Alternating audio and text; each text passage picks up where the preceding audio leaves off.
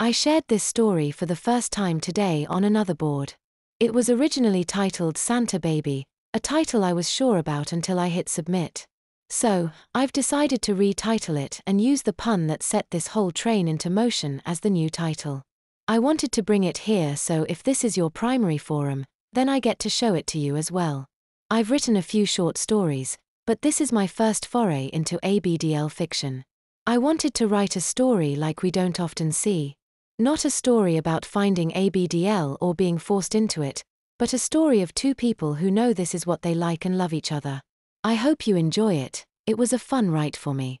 Not having fun, I take it. Dex sidled up to me seemingly out of nowhere and startled me a bit. I'd been paying so much attention to the outdated flashback comedy article I was reading on my phone to kill time that I barely noticed him come over to the wall where I had seemingly velcroed myself. Actually, velcro might be a mild way to describe how tightly I clung to the wall during the party. A better example might be those carnival rides that spin you so fast centripetal force pins you against the spinning metal death machine. That's how parties made me feel. The only upside to the carny option was it was acceptable to scream your lungs out on the ride. Having a ball, I said sarcastically. I kept looking at my phone. It had been 28 minutes, exactly, since I sent him a text at 9:30, exactly, asking to bail. I had promised him I could be cool for an hour and a half as long as I kept a blister tab of Klonopin in my purse.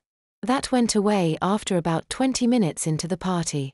The pill did its job, and under normal circumstances I'd be calm and happy now. Throw me at a party full of strange people, not so fine, and I'm back to panicking in 30 minutes. It was 9:58 now. I had upheld my end of the bargain. Now I was shaking and tunnel vision had set in. It was time to go. Dex, can we please leave? He looked sympathetic to be sure, but he was caught between two masters here. We'd only been in Oakland for 6 weeks. Dex had got hired by a major Bay Area game design studio, and so we struck out, avoiding the bleakest of what was a particularly bad Minneapolis winter for the sunshine and bay breezes. Tonight was the company's Christmas party, and after getting an invite, a formality of course, after less than 2 months with the studio, we had to go. Soon, real soon, I promise. He put his hand on my shoulder and leaned in for a quick peck on the cheek. How YA holding up down there? He whispered in my ear. I blushed. Truth be told, I had been so on edge that the goodnight I wore under my dress was pretty soaked. I had controlled my drinking and only drank the obligatory offered cocktail, but anxiety attacks often gave me the terror peas. Dex had suggested the goodnight for purely practical reasons, he jokingly assured me. Now it was starting to get all itchy and gross, and the thought of changing my diaper in the women's room of my boyfriend's workplace made he ill.